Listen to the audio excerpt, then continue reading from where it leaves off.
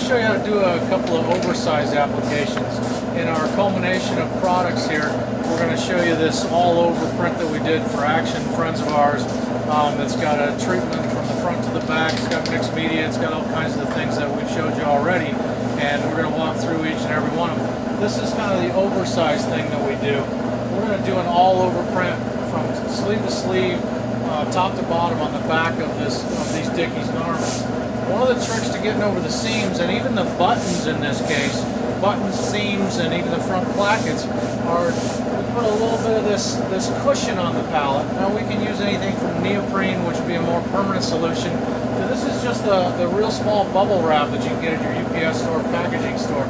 Works great because it has just a little give to it, but it pushes back, and that's what's important to get over the seams for the nice clean edges. We're going to do the demo just going over a t-shirt. So just going to load a t-shirt on there just on top of the pallet. We're going to load it over the pallet. We don't have to worry about any sleeve swing outs or anything like this. This is the poor man's way to do all over printing. Or woman for that matter.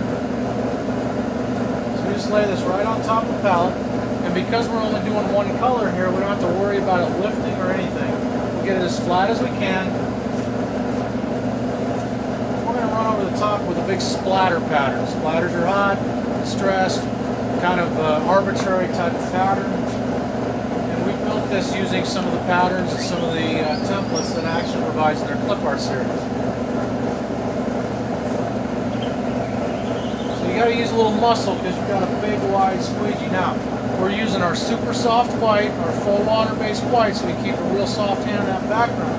On a 300 mesh, if you notice, I've used 4 of my long arms of my roller frames. I didn't have to go out and buy new frames. I just took the 2 short ends off, broke apart 2 big frames, and made myself 1 large frame. So now, I've got this all-over treatment, then I just run down the dryer, and then I'll be ready to print again. We actually, on our Dickies, we built a couple of different pallets to work over the top.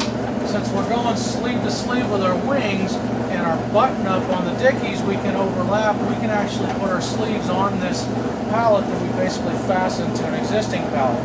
We've done the same thing with pallets that go over the edge. And if you look at them, we've got our soft bubble wrap on these as well, so that we can get that nice clean edging over the seams. Jason's just loaded our full back. You can see that we've run all the way over the sleeves, top to bottom with our splatters and our guitar, and we've even wrapped around the edging. We've taken our wings all the way across our seams up on top of our sleeves here with real nice results. Because we laid all these soft whites on top of each other with our 300 and our full water-based mixture with our curable reducer on 300s, we get all these variations in tone because we're virtually setting those screens on top of each other. So we get dark gray, medium gray, light gray. So we've done all this kind of as a accidentally on purpose type of approach. So now that we have our treatment all taken care of, we've loaded this up and we're about to do our, kind of our template that goes in the middle of the garment. Now, if you look carefully at a lot of all-over printing, you'll find that most of the image that's spread way out is only one color, and we capitalized on this. This full color image that we're going to do on the center is only 16 inches wide, so it goes on a standard palette. He starts out with his black ink, and that's going to ultimately, we're covering up some of the gray areas that we don't want to show through some of our other areas. We're going to use some other colors in here too. So he prints his black. That's on a high mesh and using our soft ink as well. That's on a 272 or 300. Now he's going to go to our silver, our small flake silver. We use a small flake silver because it looks more chromy. It has a bit of a shinier look than, say, a metallic silver. So we put that, we're going to use that as a bars and stuff across our cords. And it gives it kind of a nice shiny look, still without using foil, but has that chromy, reflective type of look. So give that a quick flap, bring that back around. Now we're going to drop in what we call a mirror gold, which is similar to the small particle silver, in that it gives a more reflective look than instead of a metallic look. So we're going to do the same thing. We want this thing to be kind of off-the-wall, glitzy type of cool, as it were. So this gives us another kind of reflective, shiny look. Now we run those small particles through a 156 rather than a typical, say, 110. Because the particles are small, they'll go through those smaller openings and give us a smoother, cleaner print.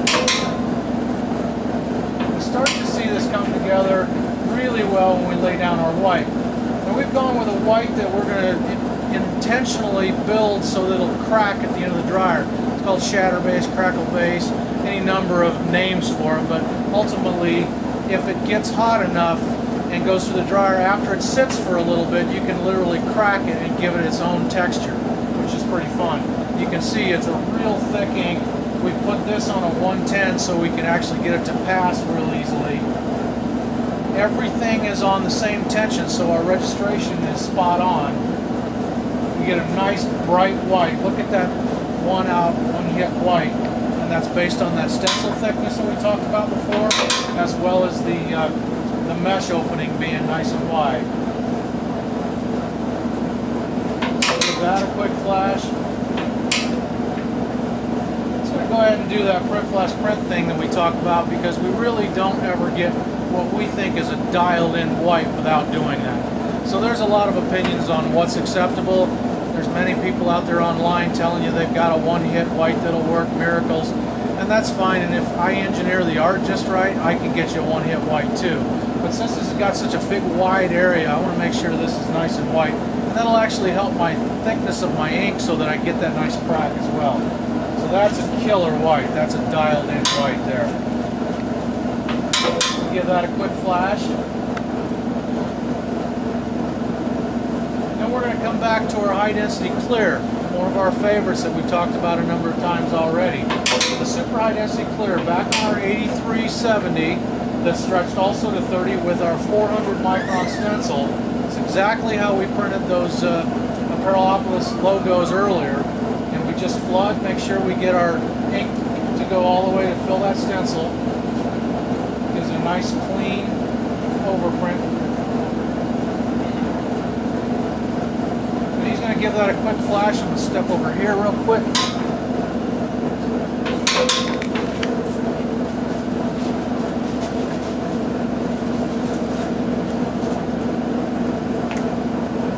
While he's flashing that, he's going to go ahead and just give that,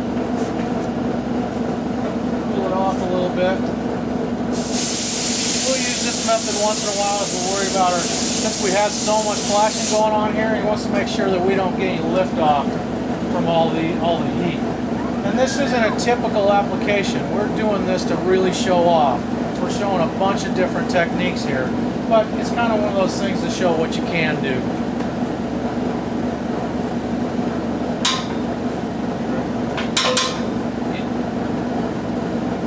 Remember our little crinkle foil thing that we did? We actually take an old piece of foil and we crinkle it up. We make it relatively small so I can reach into some areas. And while that's still hot, I come in here and I'm going to use blue instead of red. I love red, but I had blue and it was handy. So I'm going to go through here and make this thing look just like kind of a marbled up guitar. I think this looks like Sammy Hagar's maybe.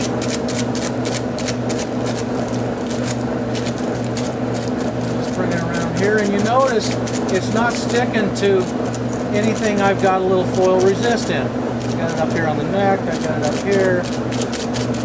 So I can be as aggressive or not as I'd like to be. It really adds a lot of nice contrast and color in there, and I think we're just about there, don't you think? Right? Alright. And I think we're just about done.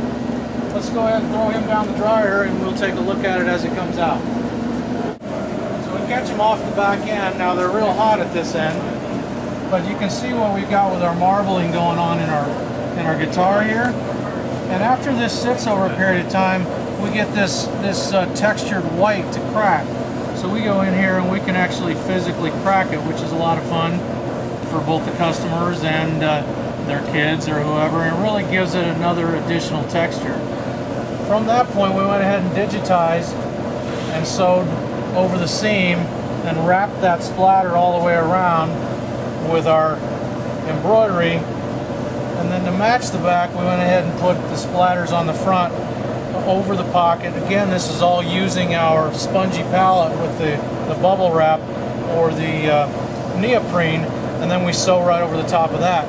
So we really have this kind of complete package on a work shirt that really shows just a ton of different applications, from multimedia to oversized printing to a couple of metallics to our crackle or shatter type base to a foil treatment using a high density clear. I mean, there's kind of nothing missing from this thing. And again, we probably have to get, and we did get, like $100 a piece for these kind of things.